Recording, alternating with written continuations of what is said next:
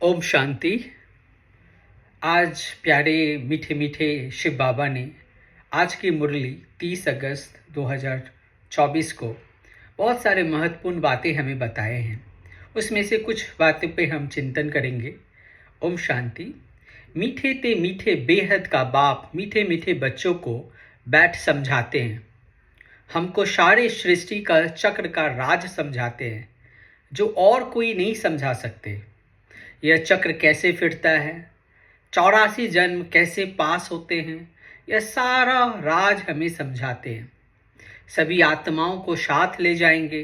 बाकी थोड़ा सा समय है, इसलिए जल्दी जल्दी बाबा कहते हैं मुझे याद करो, तो तुम्हारे जन्म जन्मांतर के पापों का बोझा जो जमा है वह खत्म हो जाएगी।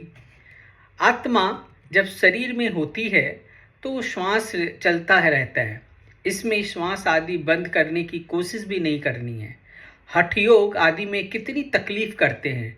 बाप कहते हैं मीठे मीठे बच्चों, एक तो बाप को याद करो और चक्र याद करो, बस इतना छोटा सा काम है।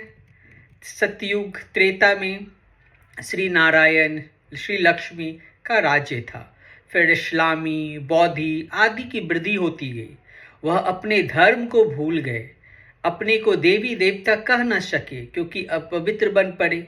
देवताएं तो पवित्र थे। ड्रामा के प्लान अनुसार फिर वह हिंदू कहलाने लग पड़ते हैं। वास्तव में हिंदू धर्म तो है ही नहीं। हिंदुस्तान तो नाम बाद में पड़ा है, असली नाम है भारत।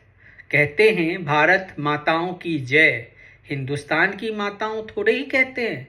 भारत में ही इन देवताओं का राज्य था, भारत की ही महिमा करते हैं। तो बाप बच्चों को सिखला रहे हैं बाप को कैसे याद करना है। बाप आए ही हैं घर चलने के लिए। किसको? आत्माओं को। तुम जितना बाप को याद करते हो उतना तुम पवित्र बनते हो। मनुष्य कहते हैं स्वर्ग था, परंतु कब था, कैसा था, कुछ नहीं जानते। लाखों वर्ष की बात तो कोई को भी याद आ न सके। बाप कहते हैं कल तुमको सुख था, कल फिर होगा।